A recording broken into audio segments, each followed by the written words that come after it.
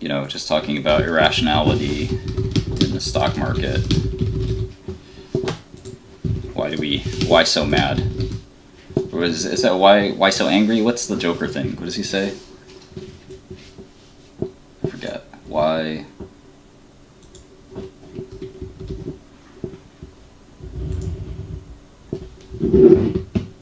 so serious? Yeah, there you go. Thank you. So we'll start with portfolio volatility.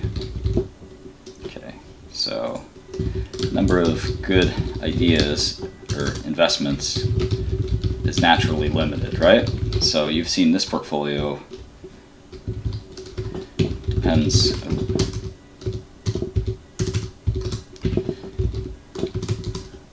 A function of trader time, trader talent, number of traders, right? So if there are like 15 Martins, we could come up with 15 Segas, or 15 Liquidias, or 15 Alibabas, or whatever.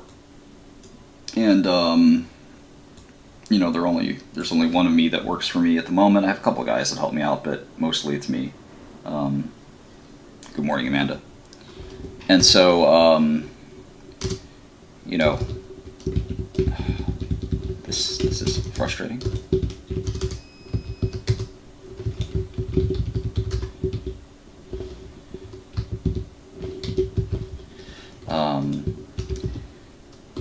Number of investments in portfolios correlated to volatility, because idiosyncratic risk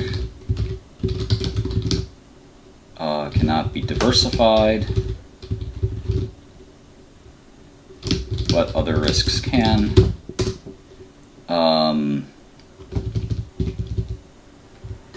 So even one good idea can bring a lot of volatility to a portfolio.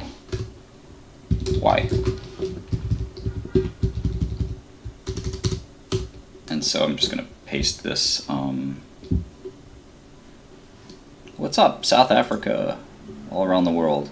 So this is the trading account, and you can see this. Normally, a lot of people, I think, would be really upset with a result like this, because they would think, okay, wow, that's a lot of volatility. Look, you almost were down 10%. Isn't that a terrible thing? And the answer is no. Leverage maybe was a little high, but ultimately, again, we're going to talk about why this sort of thing didn't scare me too much. I wasn't happy when it was down 10%, but now that we're up 10%, I'm a little bit happier. But here's sort of the rationale there. So alpha as a market variable. So investors simultaneously praise irrationality, but tacitly beg for it. So keep one eye on these investments. I put some Asian investments in last night, so this one is in Hong Kong. This one is in Japan. So that's the Tokyo Stock Exchange, Japan. I think that's the, let's see, SE Hong Kong, Shenzhen Exchange maybe in Hong Kong, or the, I don't know actually, but because Shenzhen's in China, right? So, all right. So yeah, investors simultaneously praise rationality, but tacitly beg for it, right? The paradox, if there was never irrationality, we would not be able to find good investments, trade ideas, right? So we love irrationality when it works for us, although we never assume it is irrationality at play, but our investment genius. We hate irrationality when it works against us. We think about how dumb the other market participants are. And of course, sometimes we're the dumb ones. fact, maybe most of the time in some cases. So the point is,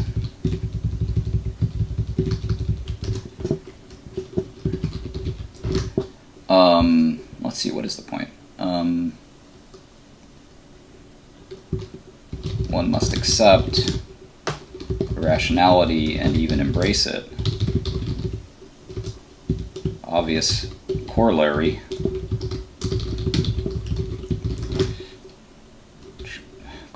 If I can't spell corollary, I'll never be a good mathematician. One obvious corollary. When will irrationality shift? Oh, I should talk about alpha as a market variable as well. You can call this alpha. We'll put that in the next bullet. And will irrationality shift? Typically, I don't think about irrationality to rationality transition. But with trades, it's rather important.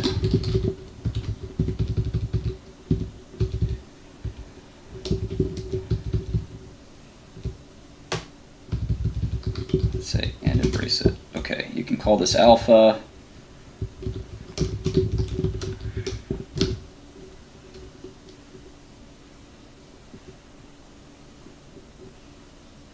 And you can call irrationality negative alpha, just as you can have negative beta in a market. So, you know, some conclusions, or maybe this is an example. What's up, web developers? We're here. A lot of us are here. We love web development here in the Shkreli-verse. Are you guys coming to ShkreliCon? ShkreliCon in New York City? Shkreli, the first annual ShkreliCon 2022. So anyway, an example, Sega tripled on monkeypox outbreak. Sega drug already stockpiled for smallpox. There will not be more stockpiling for monkeypox, which is not a deadly or even dangerous disease with a low R.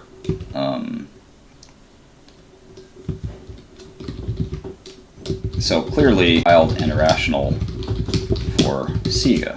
It is impossible to predict when that will stop, when exactly that will stop, only that it will stop, provided that monkeypox fervor dies down. One way to look at this is the second derivative. Sega stock can't go up unless monkeypox news keeps amplifying not only in change but in rate of change. So that's called the second derivative in calculus, right?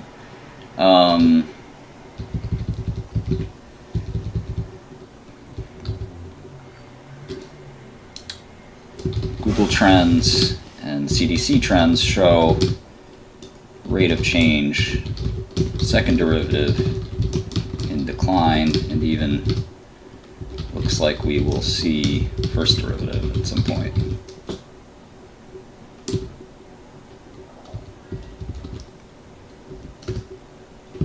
But stock is still up quite a lot from pre-monkeypox.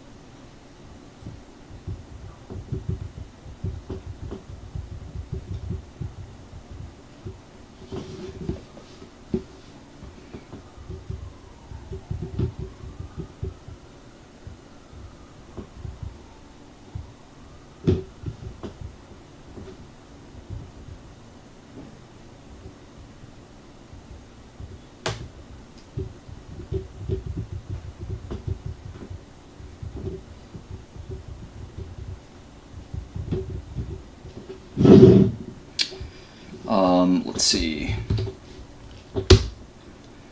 So I guess my point is like you have to praise the irrationality in both directions, and that you have to have some tolerance, right? Therefore, one must have tolerance for losses and assume they're temporary, which is a very tough pill to swallow, no pun intended. Alright, so that's a little bit on kind of like how to handle irrationality. If you think that, you know, your portfolio, like basically, this is a little bit crazy talk, but if you basically say, okay, over here, I'm willing to mark Sega still like I haven't lost any money, you can sort of see, like, you can connect this dot almost to like this dot and just be like, fuck it, you know, this will come back. And I know for a lot of stocks, like, you can't do that, but that's what conviction kind of comes into play. So, you know, that's kind of, I guess, the way I look at it.